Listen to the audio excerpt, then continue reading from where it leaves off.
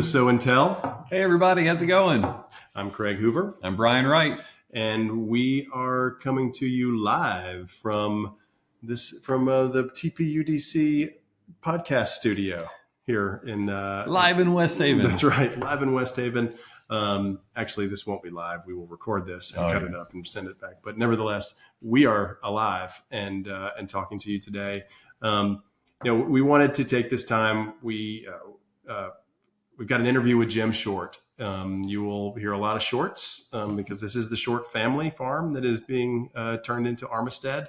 And I think one of the big questions that I think people will have is, well, if it's the Short family farm, why is it called Armistead? And this Jim talks a lot about that. We go into sort of the family tree, the history of the Short family and their ancestors and how they got here to Franklin, Tennessee. And it is really fascinating how ingrained in Franklin they are. I mean, if you all the names, right? It's the, Bennett Hardware and the Gray's Drug Store and Boyd Mill. And then of course, Armistead is another name that you'll see about. And he talks about the importance of that name, the importance of the family history as they went through this process and how they, and how we sort of arrived at this name and where it's going to go.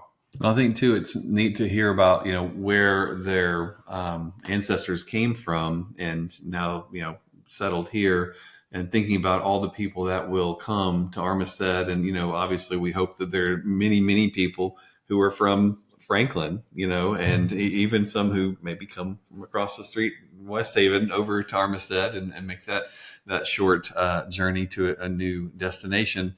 But this project will be so unique and so special. We anticipate there will be people wanting to come here from around the country.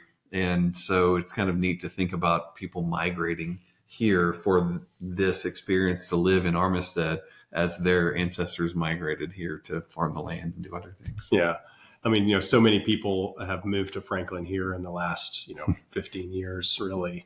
And I mean, obviously over the last 50 years, but in the last 15 years, we've seen a real explosion in population as Franklin's downtown has gained all this notoriety and the explosion of Nashville and whatnot.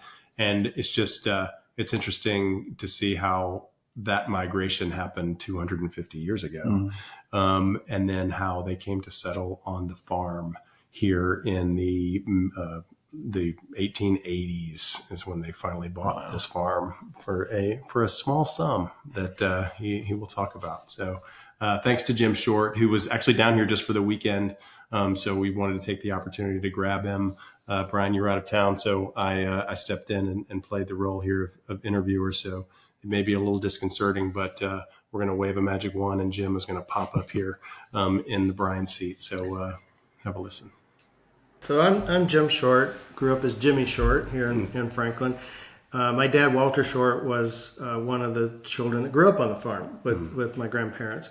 And so we grew up always referring to the farm as Westbrook Farm because that's what the name was when it was purchased. And the creek that runs through it is known as Westbrook Creek. But that's the farm, and our project is still going to have a farm on it, and that farm can still be called Westbrook Farm. But this is more than just a farm, right? We want people to live there, and we want people to shop there, and have family gatherings and all kinds of things, just like we had as a family growing up, celebrations during the holidays and the 4th of July and so forth. But we still wanted it to connect to the family, right? And so it turned out, when I called you that day and said, I have an idea, it wasn't like I had an idea. We've been talking about it as a family, and family traditions are important. And so there was a name that had been in the family, actually, for the last 250 years.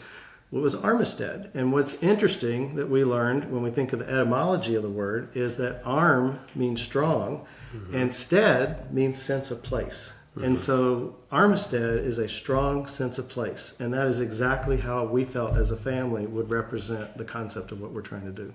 Give the listeners a little bit of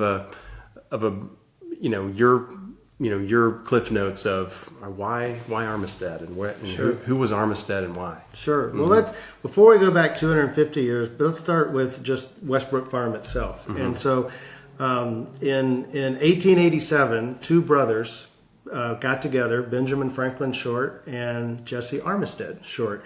And they bought the farm. Bought it for actually a little over $9,000, which would be just under $300,000 in today's dollars. And it was just under 200 acres. And it's kind of shaped like a J, which is kind of important to this story because BF, who was the older brother, he and his wife, Tenny Boyd Short, were married, and they built a small clapboard kind of frame house with a picket fence, very farm-like. Think of Dorothy and the Wizard of Oz, kind of sitting out there. And then Uncle Jess, which was Jesse Armistead, he never married. And so he eventually came out and also lived in the house. And so they would just kind of add on to the house as the family grew. They had a son who was Jesse Short, my great-great-grandfather, who then later inherited the farm and lived in the farm. Right. So that's the first Armistead, if you're trying to connect it to the purchase of the farm.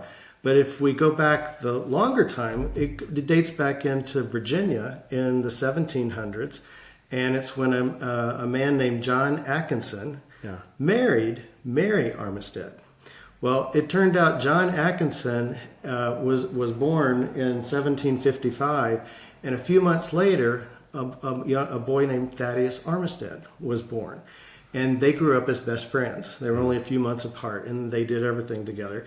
And then later, John Atkinson married Thaddeus, his sister, Mary Armistead, in 1777. Right. And he actually served in the Revolutionary War and for a short time, and then got shot in the hand and was sent home and deemed unworthy to fight anymore, and became a Baptist minister. And in the 1800s, around 1806 to 1812, the Atkinsons, along with the Shorts and the Boyds and the Carters and the Bennetts, all of our ancestors moved from Halifax, Virginia, to Williamson County.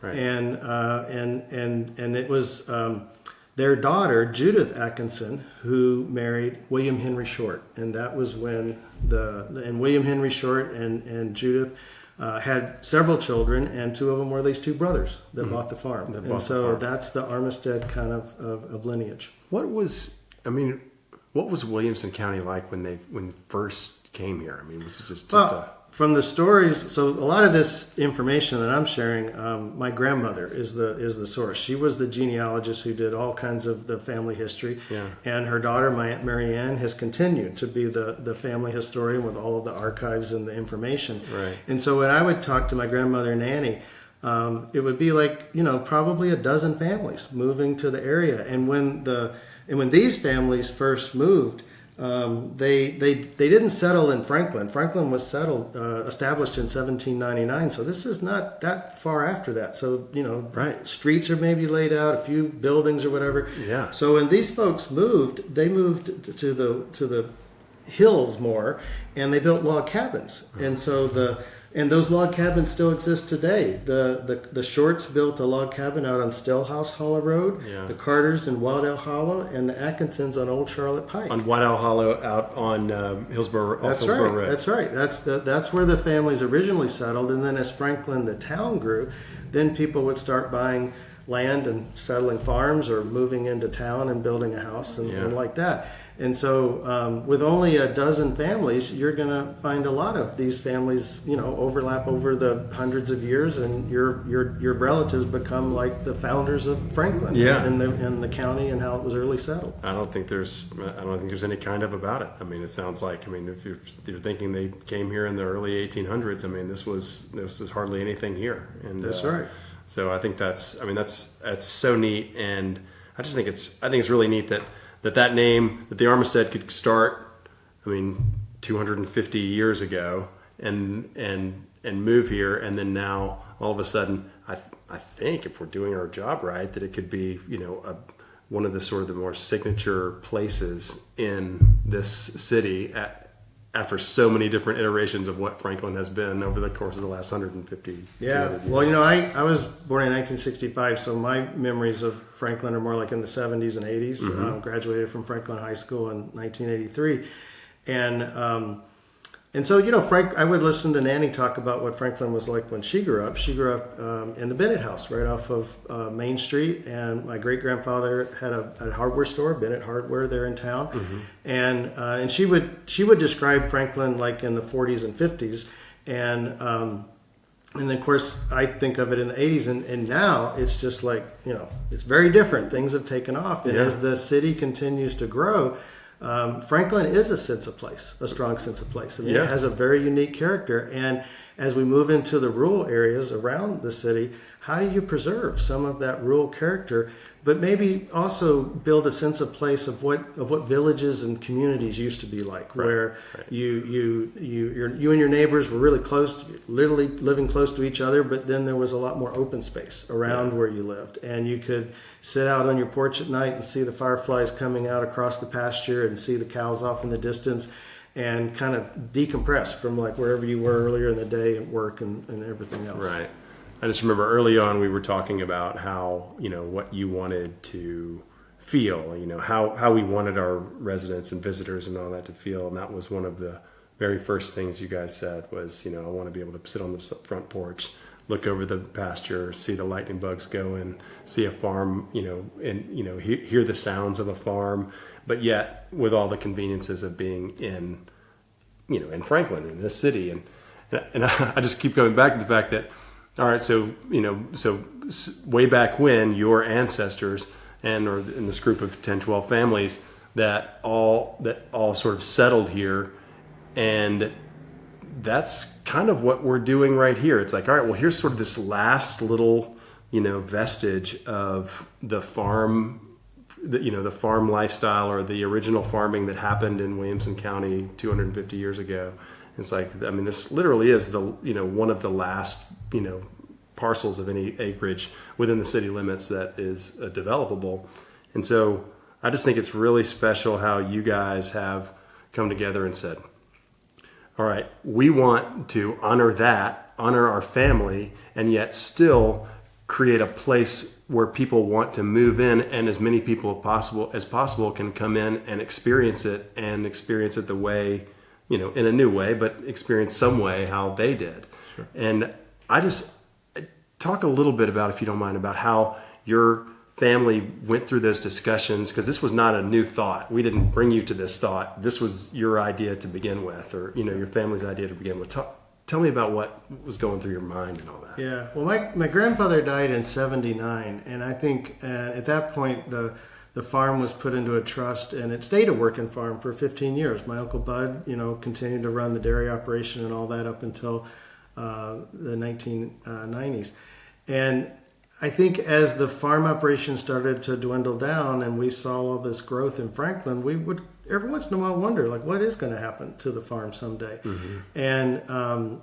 And we didn't want anyone to come in and kind of tell us what we needed to do with it, because we had a strong sense of place, because we all had our own family experiences there. Like we go out in the summer, and my dad would take me out on the weekends, and you'd help take up hay. Or one year I helped with a little bit of the tobacco, or you'd go there for holidays and so forth. And then when you learned more about the generations that had farmed the farm, you know, the four Jessies that had farmed the farm, and how this was so connected to the history of Franklin, you thought, well, we want to be able to drive by someday and still see something that we'd be proud of, to show our grandparents, this is what your home became.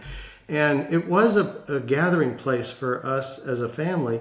So it became, how could this also be a gathering place for future people? And not just the folks that lived there, but to have a village and places where people can come and enjoy the space and have an afternoon at the farm.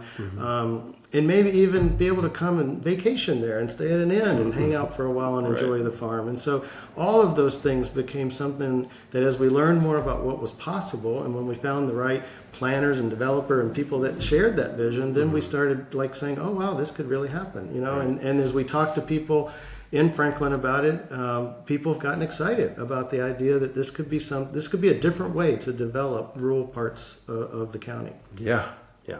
Well, I just thought it was so neat, and it was so serendipitous, I guess, you know, because of the backgrounds of Brian and myself, and then the family and the family's vision in this particular place, and and it was just, we all just came together, and I just remember those early meetings. And you guys were shopping for developers at this point, right? Yeah. I mean, and those early meetings, there were just so many, just like everybody nodding and everybody saying, yeah, I think, because I could see almost immediately where you guys were coming from and what you were holding dear and what your, plans were. And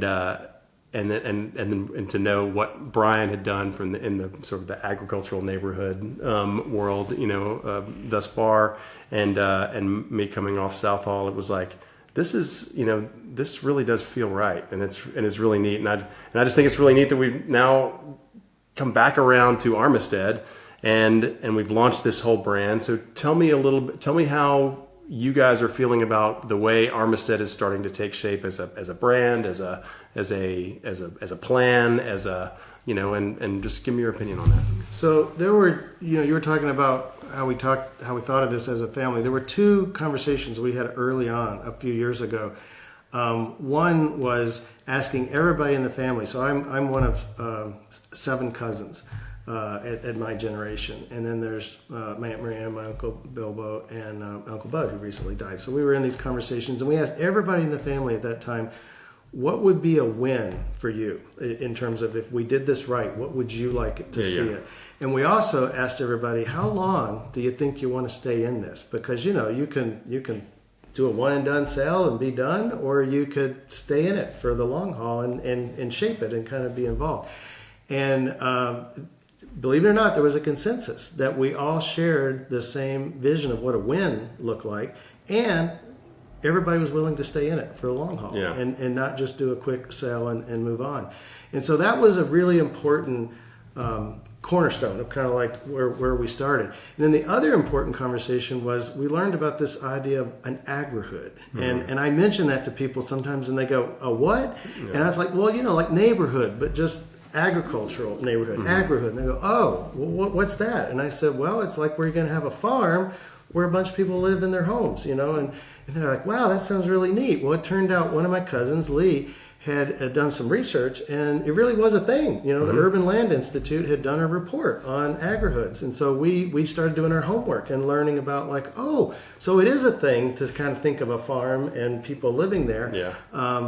But it was a challenge to find folks that shared that vision. A lot of developers wanted to come in, and they knew how to build houses, so that's what they wanted to build, or they wanted to build a shopping center type thing. And we were like, well, we like the idea of a village, and we like the idea of people living there, but a farm isn't just, let's put a few gardens around. Let's actually grow stuff and for people to eat, and enjoy. And maybe some of the shops in town use some of that produce and honey and milk or other things to develop products. And so it's been a long conversation, but every time we turn a corner and learn a little bit more, we began to realize, like, oh, this could really happen. This is a thing.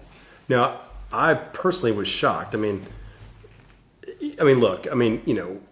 this piece of land is phenomenal. It's phenomenally located. It's flat. It just lends itself to a blank canvas for development, and it is. And we've obviously gone through quite a real estate boom here in town, and to hear that you guys were, unified and wanting to stay in this and be involved and take the long view. It's just amazing. We won't have to get into numbers here, but this is an extremely valuable piece of property. Everybody could have come out with a really big check, and no one in the family necessarily is already flying around on a Learjet, and so it's like you guys were like, it's like no, I know we could have X now and go away, but it was so important to you guys to honor the land, honor the family, and then realize this vision that no one, to a man or woman in the family, was just like, you know what, I'll just take the check. It's just it's amazing. Maybe I'm overly cynical, but when I heard that story, I was like, I was like, all right, these are people I would like to work with. Well, you know, growing up, we used to get all of our milk at the farm. We would go out at least once a week and fill up a metal container and come home and put it in a pasteurizer, which basically was a heating element underneath and a heating element on top. It would heat the milk up to a certain temperature to kill all the bacteria. The buzzer would go off. You take it out, put it in the sink, cool it down, pour it into glass jugs and put it in the fridge, and then you'd have about a good inch of cream that would float, to the top, because it wasn't homogenized milk; it was whole milk with heavy cream. And so I grew up knowing at least where milk came from, and so when I was living away from Franklin in Colorado at one point when my kids were really little, Uncle Bud sent them a video one year for Christmas, and it was like, where does a peanut butter sandwich come from? And he said, I want your kids to know where their food comes from. Right. And so in this video, it showed the peanuts being grown to make the peanut butter, the strawberries being grown to make the jam, and the wheat being grown to make the flour and all that. Yeah. And so we grew up hearing all kinds of stories about our current relatives who were farming, as well as our grandparents who were alive and living on the farm. My Aunt Marianne tells a story about making butter. Well, I remember going out and my grandmother doing that with me and my sisters, showing us how butter's made, how cottage cheese made, how you get buttermilk. And, you talk to kids today and it's like you go to the grocery store, right? You go to Publix, that's where your food comes from. Yeah, right. And, and so I think there is a lesson there to kind of bring people a little bit closer to the land and have them experience it. So it was always in our DNA, I guess, is a way to think about it. I was a high school biology teacher for a while, and I've continued to work in education for over 30 years. And so we see this as not just a place to live and a place to enjoy the shops and the restaurants and so forth and the farm, but maybe also some educational opportunities. I don't know how many people know how to take food from the garden and actually can it and preserve it and then eat it later in the wintertime. And so, or gardening classes about like how to grow things and so forth. And so all of that could someday be part of the experience at Armistead as well. Yeah. We certainly hope so. Well, tell me this. Right now, you live in Connecticut, right? Yes. Now, you're going to have an opportunity to buy a place here in Armistead. Tell me where, of all the places that you've heard, where would you want to buy your place? Yeah, my cousins ask me this all the time, and we live in Connecticut mainly because that's where my wife's family is, and so I'm not going to move back south. I know that for sure if I'm going to stay married to my wife, but I have two boys, and one of them went to college down here, Rhodes College, where I met my wife, and so who knows exactly where we're all going to land. But if right now I had to pick a spot.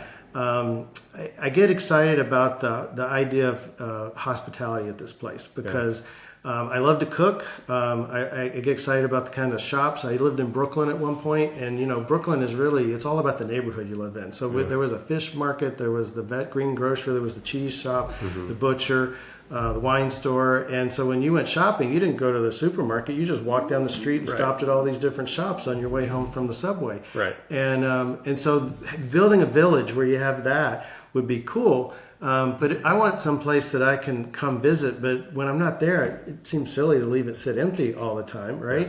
So if we had an inn with some cottages, and like one of those cottages was mine, and when I'm not there, then it could be rented out and used as part of the hospitality. But when I'm there, maybe I want to bring some friends that I went to high school with, or they can stay in the other parts of the inn. And we could hang out there, and then we could enjoy the village, and then we could walk around the farm, and so.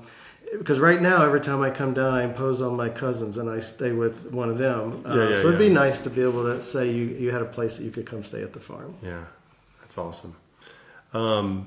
Well, is there anything else that I think there's one other aspect of Armistead that we ought to share, and that is you mentioned the work we did with a marketing firm. Yeah. And so, as everybody knows, the name is important, but the brand is more than the name. And so we had to start thinking about, well, what's the logo? Oh, yeah, that's right. The logo, right. Yeah, and so again, we were really interested in building off some part of the farm, some aspect. And so when B.F. Short and Tenny Boyd built that original house in the late 1800s, Tenny Boyd planted crocuses around the house, and it's a yellow crocus, but it's actually a fall crocus. So it's a crocus. Most people think of tulips and crocus and hyacinth and all those things coming up in the spring around Easter. This is actually one that comes up in the fall, and it's rather rare. It's not as common, and they are still on the farm today, down the sidewalk that leads to the house that my grandparents built. And so we started working with the marketing firm to kind of play with that concept of how would you kind of conceptualize something that was inspired by the crocus, but also maybe connotates growth and roots and growing things. And so they came up with something along with the word Armistead that we're excited about, that kind of represents a logo that's a sense of place, a strong sense of place. I think it's I'm really pleased with with the logo and the name and everything, because Armistead is, like you say, is such a strong name. You know, it just evokes such strength and majesty almost. And then this crocus flower, which is relatively delicate. Like you feel it and you see it, and it's just kind of, you can feel like the wind might knock it over. We were at the farm today, and I walked around the front yard, and there were about half a dozen of them in bloom right now. Right, yeah, because we're recording this in early October, and they're still there, and then when you see the typeface, the way they put Armistead in all lowercase, and with that flower on top, it was just such a nice juxtaposition, because it's both strong but also approachable and also organic and not and just not overly.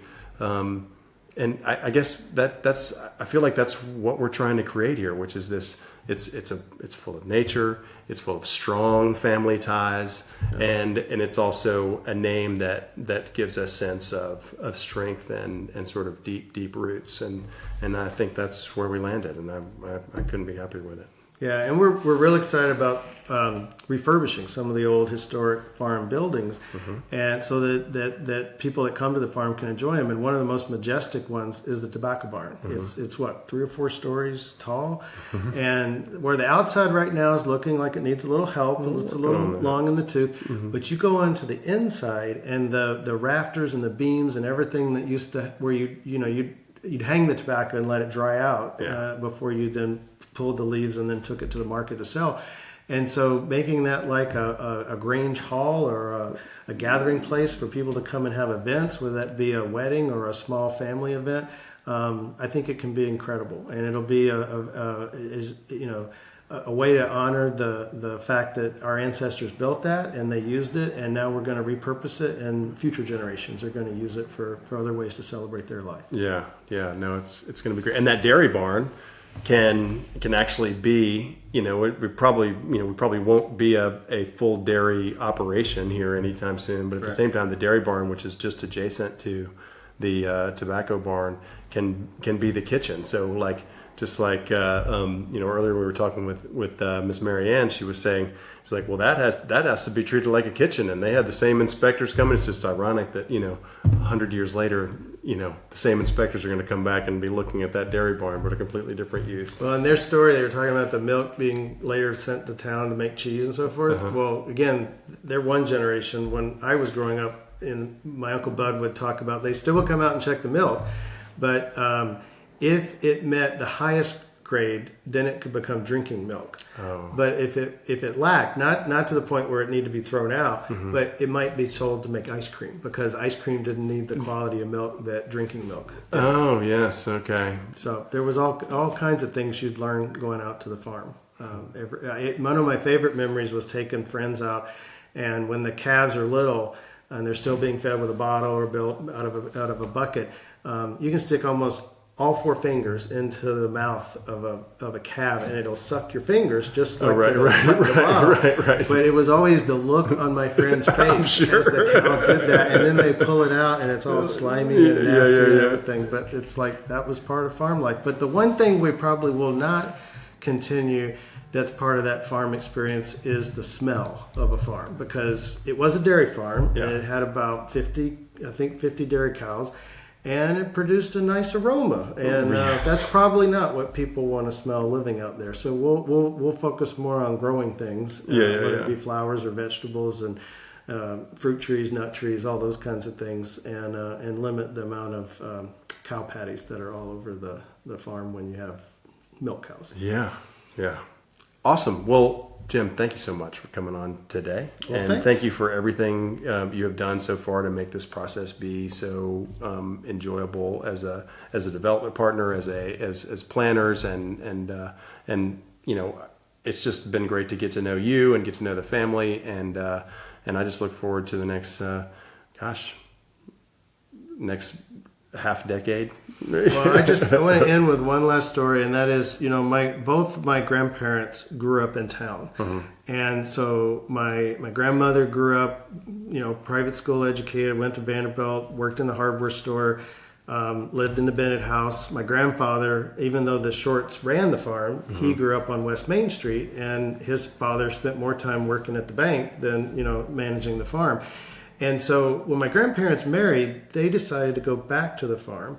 And they were not farmers in a sense. They had to learn, to be farmers. And my grandmother, the story was a better shot than my grandfather. She picked up cooking, washing, taking care of all the household stuff, but could also shoot a squirrel if she needed to. Right. And I even remember as a kid, she'd go to the back porch and put her fingers in her mouth and whistle, and the dog would come up, to get food and stuff. And this was the same woman who, grew up in a very nice Victorian home and had a cook in the house and all that. But when she married, she decided, no, I'm going to learn the life of living in the country. That's right. And so I think what's cool about this idea of us now building something else at Westbrook is to give people a chance who probably didn't grow up on a farm, maybe live somewhere now that's much more urban-like, and then they say, let's see what it's like to go out and live more in a rural kind of farm-like area, just like my grandparents did in the 1930s and raised my dad and my aunt and uncles.